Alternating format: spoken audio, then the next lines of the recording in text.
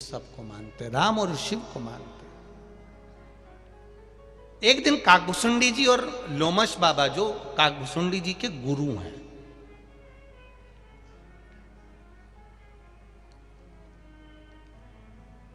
काकभुसुंडी जी को गुस्सा आ गया कि मेरे गुरु जी तो राम जी का भी भजन करते हैं, शंकर जी का भी भजन करते हैं।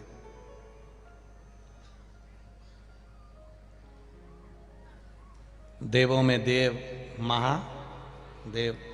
काकभुसुंडी जी ने कहा, मैं तो केवल शिव जी का भजन करता हूं, बाकी का किसी का नहीं। अब ये काकभुसुंडी जी को अपने मुख से नहीं कहना चाहिए कि मैं केवल शिव जी का भजन करता हूं, बाकी किसी का नहीं।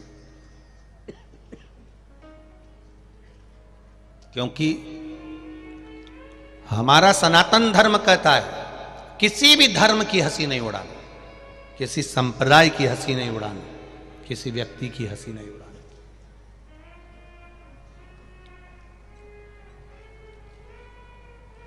हम क्यों हंसी उड़ाएं किसी की? कोई आंख से बेकार है,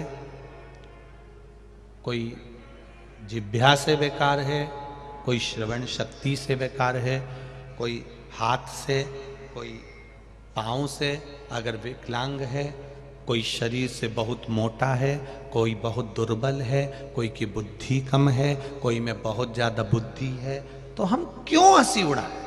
किसके लिए?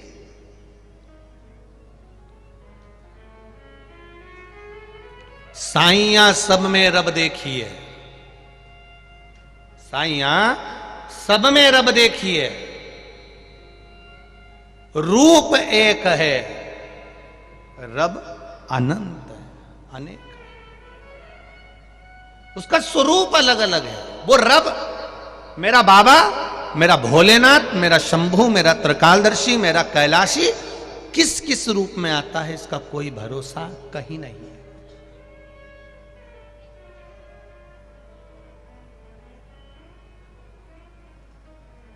वो लाइन याद आती है, कभी प्यासे को पानी पिलाया नहीं। आगे सुना ना जरा, छत्तीसगढ़ वाली जीजियो बोलो रे जी जाऊं, तुम्हें याद है क्या? हाँ बोलिएगा। कभी प्यासे को पानी पिलाया नहीं, बाद अमृत पिलाने से क्या फायदा। सास जिंदा थी तब प्रणाम नहीं करा, सास जिंदा थी तब नमन नहीं करा, सास जिंदा थी तो चिल्ला के दौड़ती थी, और सास मर गई तो इतना पल्लू लेके अब रो रही। अब वो मर गई और अब अर्थी पे पड़ी, तब सास के पास में खड़ी हो के रो रही। और फिर क्या कर रही? सब परिवार वालों ने बोला, पांव पड़ ले पांव। अब पांव के पांव छोड़ नहीं रही पांव। फिर गांव के दो चार लोग आए, उन्होंने उसको उठाया। क्या पता कौन से नाटक का सीरियल कर रही थी, भगवान जाने। अब उठाया, उधर लेके गए, फिर चिल्ला के मार, फिर पांव पकड़ लिया। हमारी माता, हमारी सास। अब की बार जो जम के मारा, अर्थी पे सास उठ के बैठ गई, बेटा मैं जिंदा हो गई वापिस। अरे अब ये आंसू आंसू पोंछ के अंदर चली गई। तुरंत डोकरी फिर जिंदा। 6 महीने बाद डोकरी फिर मर गई, मां फिर मर गई, बूढ़ी माता फिर मर गई। अब की बार ये नी रोई, वहीं खड़ी एक जगह, सिर पे पल्लू मल्लू लेके दरवाजे पे खड़ी, एक जैसी बस रो नहीं रही। सारे रिश्तेदारों ने पूछा, तू रो क्यों नहीं रही? बस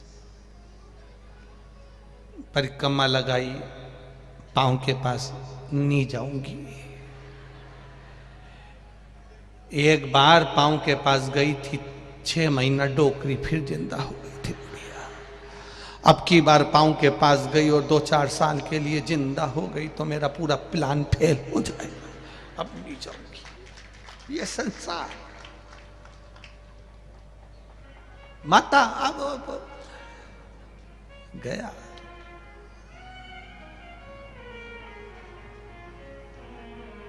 एक समय, एक अवस्था, एक समय की अवस्था होती है, वो व्यक्ति को बदलने का काम करती है। सास कितना भी प्रयास कर ले बहू बदल जाए, गारंटी नहीं है, बिल्कुल नहीं बदलेगी। बदलेगी जब समय की अवस्था बदलेगी।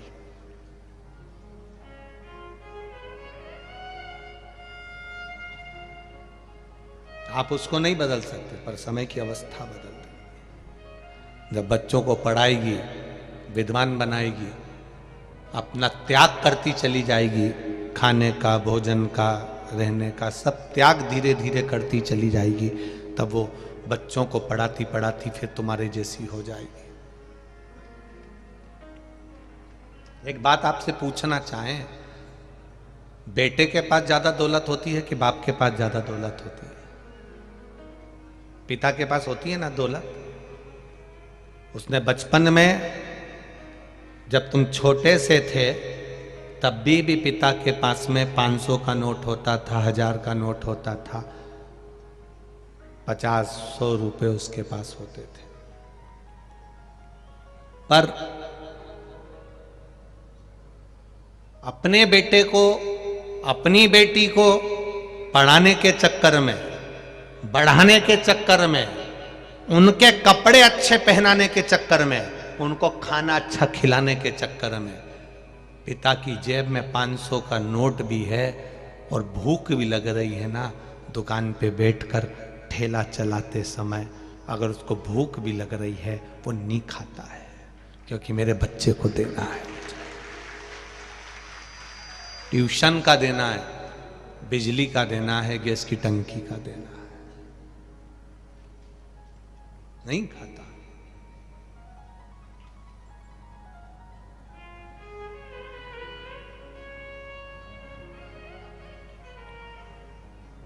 कितनी बड़ी बात आज आपको एक बताना चाहेंगे। ये छत्तीसगढ़ की भूमि पर कथा बाच रहे हैं, एक दिल की बात कहना चाहेंगे। हमारे पिता जब चने का ठेला लगाते थे तो उस ठेले को घर से धकाकर हमारे पिताजी का आंख का ऑपरेशन हुआ था। तो उस समय तो बहुत बड़ी बात हो जाती थी आंख का ऑपरेशन होना। आजकल तो आंख का ऑपरेशन के बाद लोग काम कर लेते हैं, पर उस समय तो दोनों आंख के ऑपरेशन होना, मोतियाबिंद के, और फिर वो धक्का कर ले जाएं। हम जब स्कूल पढ़ते थे तो पापा का, पिताजी का चने का ठेला लेकर जब पान चौराहे पर जाते थे, और पान चौराहे पर जब ठेला खड़ा करते थे तब भूख भी लगती थी पिता को। हम खुद देखते थे कि पिताजी को भूख लग रही है, तब चना भी उठाकर नहीं खाते थे।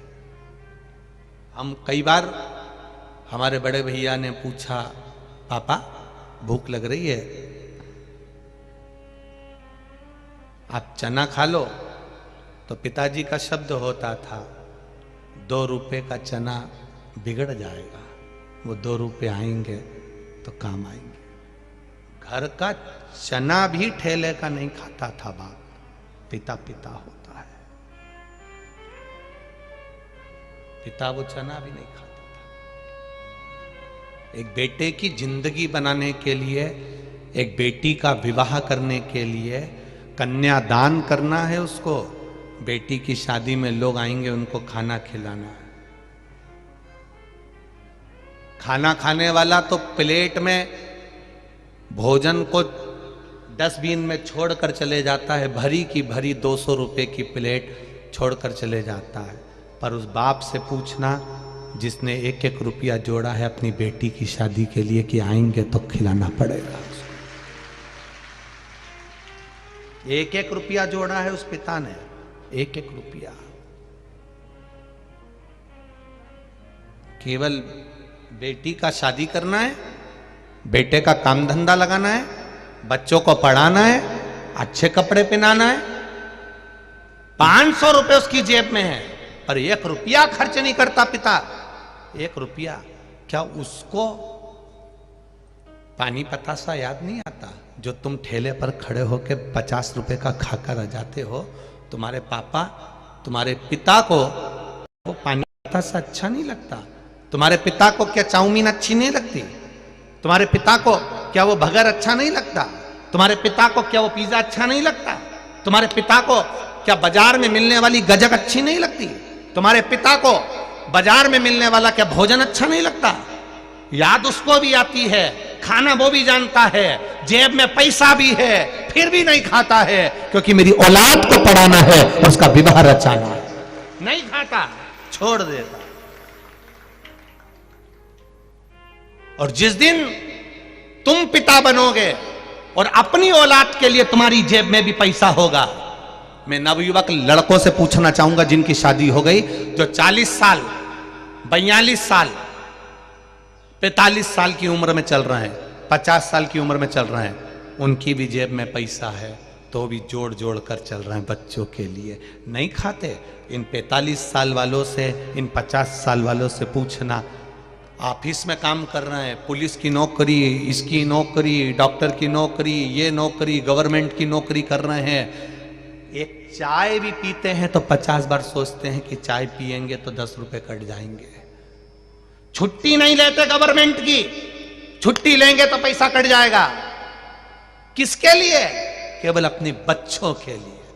और बच्चे कहते हैं, पापा तुम एक प्लाट नहीं ले सके, तुम एक मकान नहीं ले सके? जरा उस बाप से पूछना जो कहता है मैंने 4 बच्चों का पेट भरा, उनकी शादी करी, उनका पालन पोषण करा, तुम लोगों के लिए करा, इसलिए मैं मकान नहीं बना पाया, प्लाट नहीं ले पाया, जमीन गाड़ी नहीं कर पाया, तुम्हारे लिए करा है।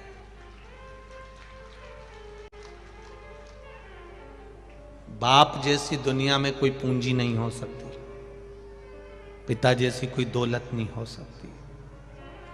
जिंदा है तब तक लगता है तुमको कि तुमने कमाया है, चले जाएगा तब मालूम पड़ेगा कि ये सारी दौलत उसी की तो थी, उसी के आशीर्वाद की थी। आज सबसे बड़ी खुशी की एक बात कहना चाहूंगा, बड़ी खुशी की बात कहना चाहूंगा। लोग पूछते हैं शिव पुराण क्या देती है?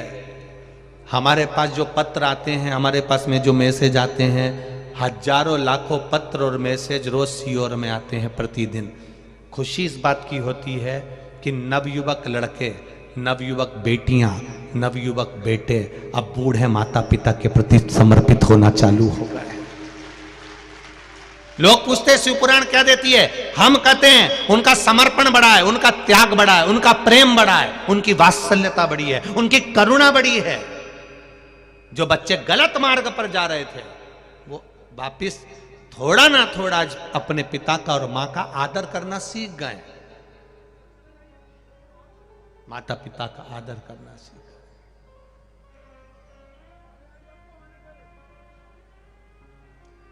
शिव जी ने क्या करा था? शंकर भगवान का सबसे पहला जनमानस को देने वाला गुण है, शिव जी ने देवताओं के लिए अमृत छोड़ दिया और खुद, बोलो जम के बोलो जरा, विष पी गए। पिता ऐसा ही होता है, अपने बच्चों के लिए जोड़ जोड़ जोड़ जोड़ सब दे देता है, खुद खून का घूंट पी जाता है। ठीक है करूंगा बाद में, तुम लोग खा लो, मैं खा लूंगा बाद में, तुम लोग कर लो, कर लेंगे बाद में। ये पिता का गुण है, विष पीना वो जानता है। तो मंदिर में रहने वाले शिव और तुम्हारे घर में रहने वाले शिव, तुम्हारे पिता कोई दूसरे नहीं है, वो शंकर का ही एक अवतार है, शिव का एक तत्व है, शिव का एक स्वरूप, उसको पहचान।